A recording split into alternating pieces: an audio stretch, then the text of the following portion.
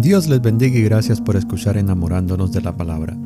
Mi nombre es David Lebrón y soy su anfitrión y hermano en Cristo. Y estamos contentos de poder compartir el Nuevo Testamento con todos ustedes. Nuestra meta es poder leer todo el Nuevo Testamento en 3 meses, mientras que dedicaremos un cuarto mes para comentar acerca de algún versículo de cada uno de los libros del Nuevo Testamento. Les aviso que no estaremos leyendo los libros en el orden en que aparecen en el canon bíblico. Sin embargo, creo que el orden en que lo leeremos será muy productivo, muy eficaz y será muy edificante. En este día no estaremos leyendo algunos capítulos del Evangelio según San Lucas, sino que ya que hemos leído los primeros 6 capítulos del Evangelio según San Lucas y no hemos tenido la oportunidad de comentar acerca de él, pues hemos decidido tomarnos este espacio para poder comentar acerca de qué es lo que Lucas nos ha venido diciendo en estos primeros 6 capítulos. Así que, sin más preámbulo, comencemos a ver qué es lo que Lucas ha venido diciéndonos. Lo primero que vemos es que en el capítulo 1, versículos 1 al 4, el doctor Lucas pues hace una introducción a su evangelio y nos dice que él está escribiendo a una persona específica. Él está escribiendo a quien puede ser un amigo de él, llamado Teófilo. Esta persona Teófilo pues es un creyente que al parecer es nuevo en la fe, pero está muy interesado en conocer más acerca de Jesucristo. Y Lucas se ha dedicado a hacer una investigación acerca de todos los hechos correspondientes al ministerio de Jesucristo. Algo que muchas veces decimos de mal manera, porque no entendemos, es que los evangelios, los escritos que conocemos como los evangelios, no son biografías acerca de Jesús, sino que son el mensaje de salvación que Jesús estaba predicando durante su ministerio terrenal. Los evangelios son la revelación de aquel que ha venido siendo anunciado en el Antiguo Testamento y que al fin en la persona de Jesús pues es revelada como Señor y Salvador. Es revelada como el Mesías esperado. Es revelada como el ungido de Dios, el Hijo del Hombre, uno de los títulos que encontramos en el libro de Daniel. También el Hijo de Dios, y como Juan nos dice, Jesús es Dios. Y todas estas cosas pues es lo que los evangelios nos presentan. Pero lo que estaba sucediendo en aquella época es que se estaban escribiendo estas historias acerca de Jesús, y es por eso que tenemos el Evangelio según Marcos, el Evangelio según Mateo, y hay otros escritos acerca de Jesús que no fueron inspirados por el Espíritu Santo. Sin embargo, eran escritos, eran historias acerca de Jesús, y Lucas decidió tratar de hacer una investigación exhausta con mucha diligencia para tratar de poner en orden los eventos del ministerio de Jesús. Cuando leemos el Evangelio según San Lucas, pues esto es precisamente lo que encontramos, que el Evangelio según San Lucas es el que más sentido tiene en el orden cronológico de los sucesos. Y es porque él dedicó mucho tiempo para poder escribir este Evangelio en un orden específico y así poder ayudar a Teófilo a conocer más acerca de Jesús. Y ya que Teófilo fue bendecido de esta manera, nosotros 2000 años después de que Teófilo recibió su copia, tenemos el mismo privilegio que él de poder leer el Evangelio según San Lucas en un orden cronológico muy detallado. Y lo que estamos viendo en los primeros 4 versículos de este Evangelio es en realidad un idioma muy culto, un vocabulario muy sofisticado en el idioma original, que es el griego. Sin embargo, después de que él hace esta introducción, esta dedicatoria a Teófilo, el lenguaje de Lucas cambia, y me refiero al lenguaje original griego.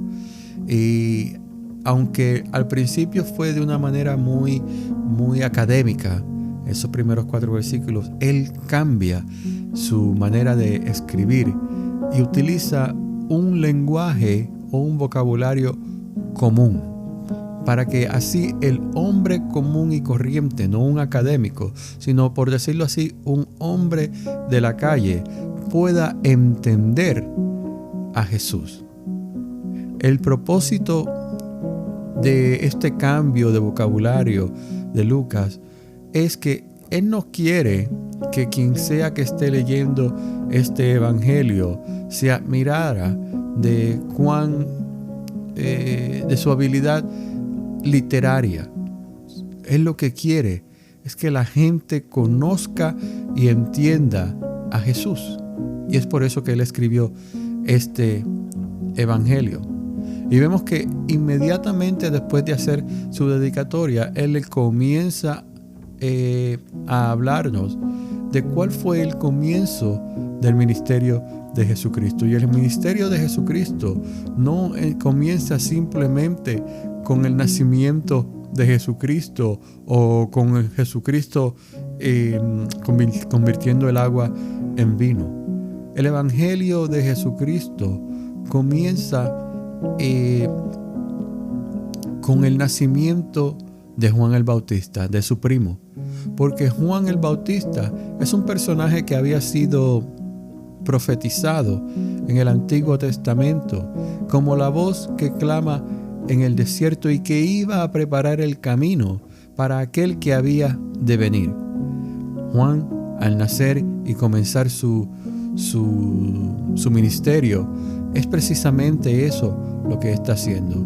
Está llamando al pueblo de Israel al arrepentimiento, preparando así el camino para que cuando Jesucristo entrase en escena, pues ya cierta parte del pueblo hubiera estado preparado para recibir a Jesús como aquel Mesías que ellos tantos habían estado esperando. Y es por eso que en el capítulo 1 es tan importante la narración del nacimiento de Juan, que comienza con un anuncio que se le hace a su padre Zacarías.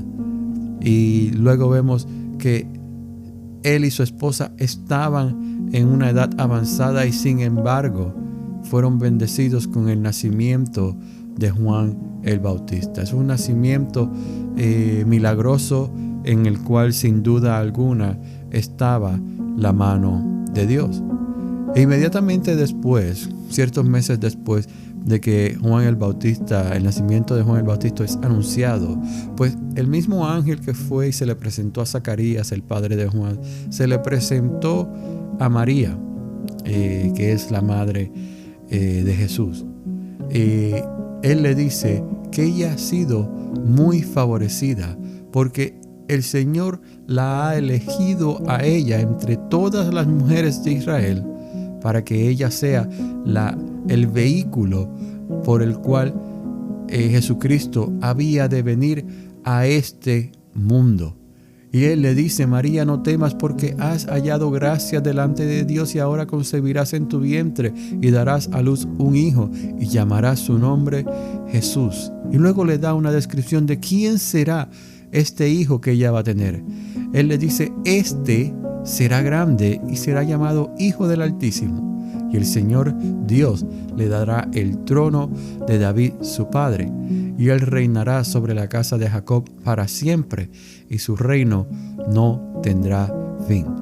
Si recordamos en 2 de Samuel capítulo 7, Dios hace un pacto con David en el cual él le asegura que el linaje de David permanecerá siempre en el trono. Ahora, muchos esperaban que el Mesías naciera en Belén, que el Mesías fuera del linaje de David, y Jesús cumple con estos requisitos. Y más adelante vemos que Lucas nos presenta una genealogía de Jesús. Y vemos que María era descendiente de David. Por lo tanto, por medio de María, Jesucristo, pues cumple con ese requisito de que él sería descendiente del rey David. Pero cuando miramos el Evangelio según Mateo y vemos la genealogía que se nos presenta en Mateo, vemos que por medio de José, Jesús también venía a ser linaje de David, descendiente de David. Y esto es muy importante porque por donde quiera que miráramos el linaje de Jesús, veríamos que él cumplía con este requisito tan importante para el cumplimiento del pacto, para el cumplimiento de la profecía, para el cumplimiento y el entendimiento de que Jesús era, de hecho, el rey que iba a permanecer en el trono de Israel por siempre o para siempre, o sea, eternamente. Jesús es Dios.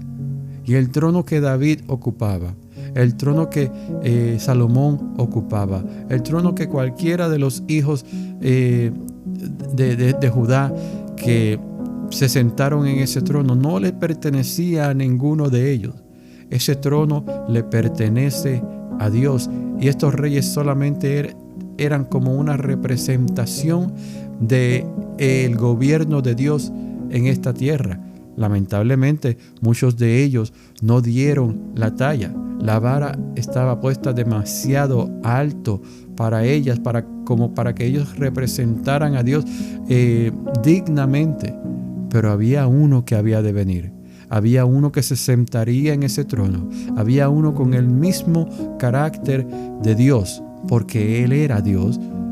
Y ese alguien es Jesús, el cual es Rey soberano sobre todas las cosas, el cual reina eternamente y para siempre, y está sentado a la derecha del Padre en estos momentos. Entonces, vemos que se le anuncia a María este nacimiento, y ella lo recibe con mucho agrado. Y una vez Jesús nace, pues vemos la alegría del pueblo. Vemos que se le anuncia a los pastores acerca del nacimiento de Jesús, y ellos van a visitar al niño allá a donde estaba María con José y con el niño, y ellos verdaderamente estaban contentos. No era simplemente curiosidad lo que ellos sintieron al escuchar el anuncio de los ángeles. Ellos verdaderamente, al llegar a donde estaba el niño, sintieron gozo. Ellos habían sido privilegiados. Los pastores eran una clase social que era marginada. Lo más probable, como siempre estaban con animales, lo más probable tenían ese olorcito a animales encima. Lo más probable no eran personas de mucho dinero. Lo más probable no eran personas de mucha educación, y eran marginados. Y ellos tuvieron el privilegio de ser los primeros a quienes se les anunció el nacimiento de Cristo, el Salvador, en la ciudad de David. Y ellos inmediatamente fueron a reconocer a este niño como el Mesías. Y se maravillaron. Se maravillaron tanto que comenzaron a hablar del niño. Y María, guardaba todo lo que ella veía, la reacción de la gente delante del niño Jesús. Ella guardaba todo esto en su corazón, ella meditaba en todo esto, lo más probable acordándose de las palabras que le dijo el ángel de quién sería este niño. Y luego vemos cuando, según la ley de Moisés, el niño tenía que ser circuncidado al 8º día, y José y María, cumpliendo con este requisito de la ley, llevan a Jesús, el niño Jesús, al templo al 8º día, y allí hay dos personajes que habían estado, uno de ellos había estado esperando por mucho tiempo en su vida que se les revelara la identidad del Mesías, y allí estaba Jesús. Este hombre, al ver al niño, su espíritu fue conmovido. Su espíritu fue conmovido, y cuando lo tomó en sus brazos, él bendijo a Dios y recitó una oración muy hermosa en cuanto a este niño. Y también estaba allí una mujer profetisa llamada Ana, de edad muy avanzada, y ella estaba allí, y al ver al niño, ella también pues dio gracias a Dios. Y no solo eso, sino que comenzó a hablarle acerca del niño a todos aquellos que esperaban la redención en Jerusalén. O sea, esto es algo que nosotros debemos de imitar. Hemos conocido a Jesús como nuestro Señor y Salvador. Es algo que nosotros no podemos callar, sino que debemos compartir nuestro testimonio y el testimonio de nuestra relación con Jesucristo, con todos aquellos que aún no conocen a Jesucristo, pero que tienen gran necesidad de ser redimidos, de que sus pecados sean limpiados de su ser, y así ellos puedan ser justificados, santificados, y así puedan ser salvos y poder entrar en la gracia del Señor y ser uno con ellos. Luego vemos cómo Jesús en una de las celebraciones de la Pascua, en su peregrinaje a Jerusalén a celebrar la Pascua, pues él decide quedarse atrás conversando con los doctores de la ley, aquellos que conocían según ellos mucho más que este niño acerca de quién era Dios y los propósitos de Dios y la voluntad de Dios. Y sin embargo, todo lo que él decía, pues ellos se maravillaban. ¿Por qué? Porque Jesús es Dios y estaba lleno del Espíritu Santo. Había sido ungido con el Espíritu Santo, y él podía enseñarles a ellos todo acerca del Padre. Cosas que ellos solamente podían especular, él se las podía decir, se las podía explicar, se las podía definir, se las podía aclarar. Este es el Jesús al cual nosotros le servimos. Entonces, Lucas hace un paréntesis y nos empieza a hablar de qué era la predicación de Juan el Bautista. Y esa predicación era simple y sencilla. Era simplemente: arrepiéntanse de sus pecados, vuelvan a los caminos de Dios. Y la gente respondía: ¿qué haremos? ¿Cómo podemos hacer esto? Aún los publicanos le preguntaban porque ellos querían ser bautizados, y le decían: Maestro, ¿qué haremos? Y también vemos unos soldados preguntándole a Juan: ¿qué haremos? Y él les decía: vivan una vida agradable a Dios, preocupándose por el prójimo. Dejen de hacer sus maldades, sino que arrepiéntanse de sus pecados. Y luego él comienza a hablarles de Jesucristo, diciéndoles: yo no soy nadie, yo simplemente puedo bautizarlos en agua de una manera simbólica, pero el que viene, ese los bautizará con Espíritu Santo, ese los bautizará con fuego. De ese que les estoy hablando, yo no soy digno ni de desatar la correa de su calzado. Y llega el día en que Jesús entra en escena. ya mayor de edad, ya listo para su ministerio. Y le dice a Juan, que estaba bautizando en el río Jordán, le dice: bautízame en este momento. Y esto es un momento muy significativo, porque al Jesús bautizarse, Él está haciendo una declaración muy importante, y es que Él es parte de esta humanidad. Él es Dios, pero en su estado humano, en su forma como hombre, Dios hecho hombre.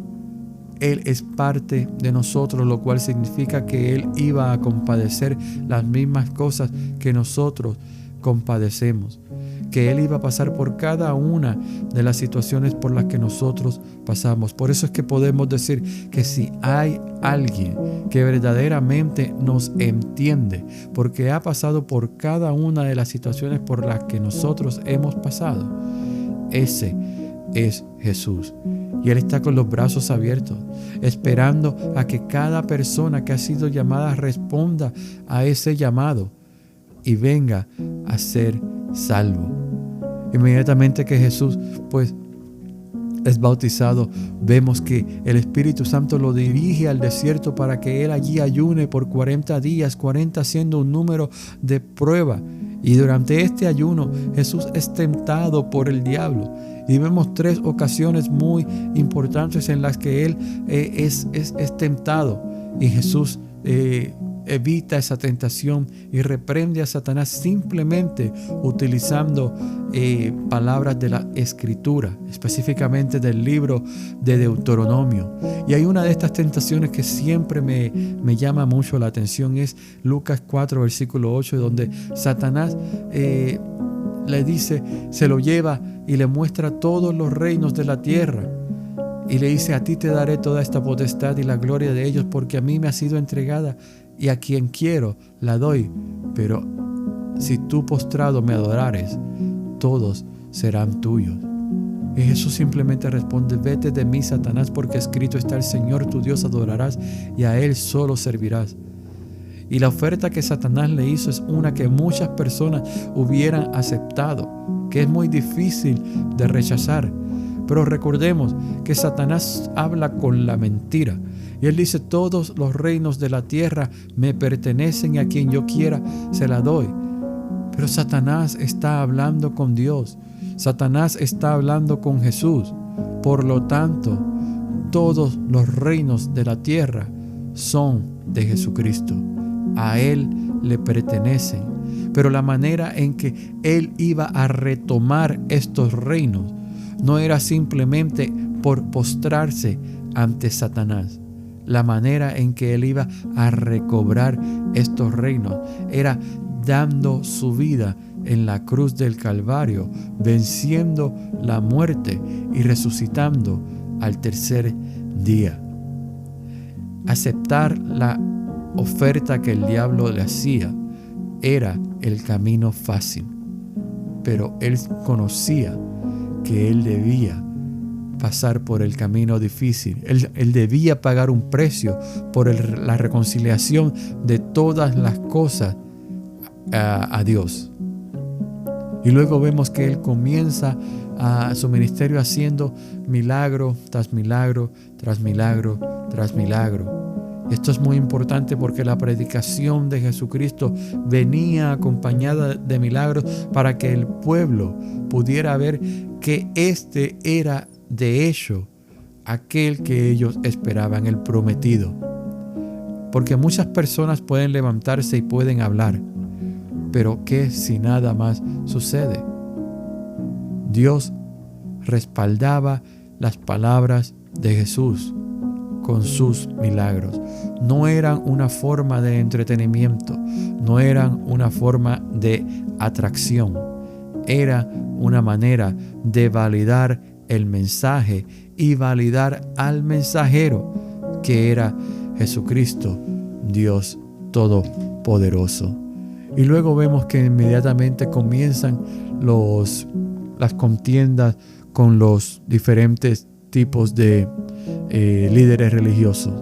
Y es aquí donde vamos a ver ya la fricción que se forma entre Jesús y todos estos líderes religiosos, hasta el punto climático en que ellos deciden matar a Jesús, no conociendo que al matarlo estaban en realidad cumpliendo con el plan de salvación del Todopoderoso. El día de mañana continuaremos nuestra lectura del Evangelio según San Lucas con los capítulos 7, 8 y 9 de este Evangelio. Hasta entonces, hermanos, que Dios les bendiga y les guarde.